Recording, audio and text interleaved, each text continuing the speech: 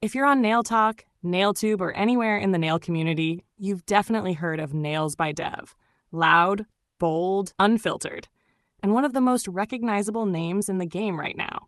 But how exactly did she go from doing nails in her room to building a full-blown beauty empire and making serious money while doing it? In today's video, we're getting into how Devin Strebler, aka NAILZ by Dev, got rich. We're talking product lines, studio launches, dream cars, and even a new house. But in true manicures and mess fashion, we've also got to talk about the controversies that nearly stopped her shine. So buckle up, because this is the money, the mess, and the makeover of NAILZ by Dev. Let's start with the glow up. Devin's success didn't come overnight. In fact, she's talked openly about struggling financially a decade ago, living in rough neighborhoods and just trying to get by.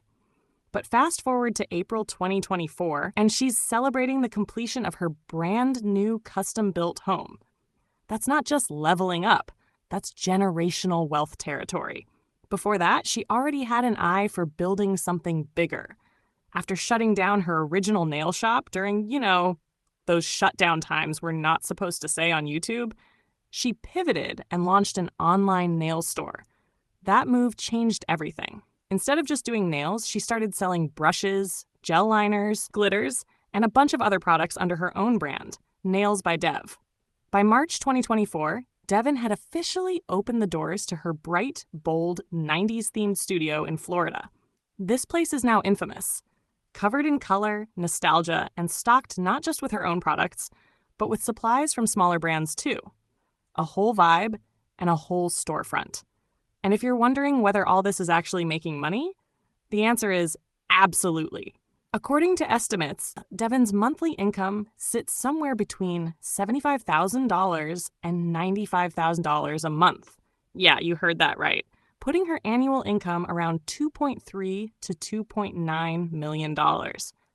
Here's a rough breakdown. From YouTube alone, she's likely pulling in $57,000 to $71,000 a month. Her Instagram adds another $16,000 to $20,000 a month. And TikTok brings in around $1,200 to $2,000 monthly. That doesn't even count sales from her website, nail studio, brand deals, or collabs, like the one she did with Polished by Kimmy, where they created a quirky spray-on nail fluff product called What the Fluff? Yes, spray-on fluff, it's giving 2001 limited too.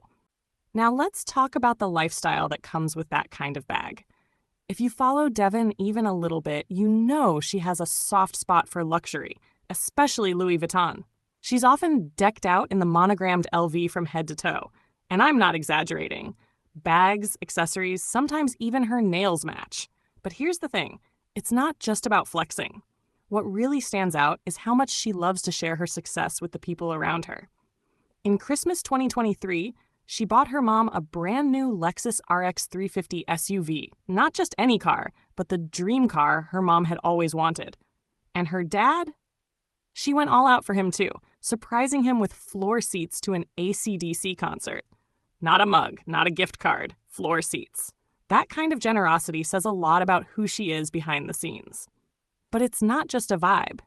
She stocks and supports small nail brands too, giving them shelf space and visibility in a space she built from the ground up.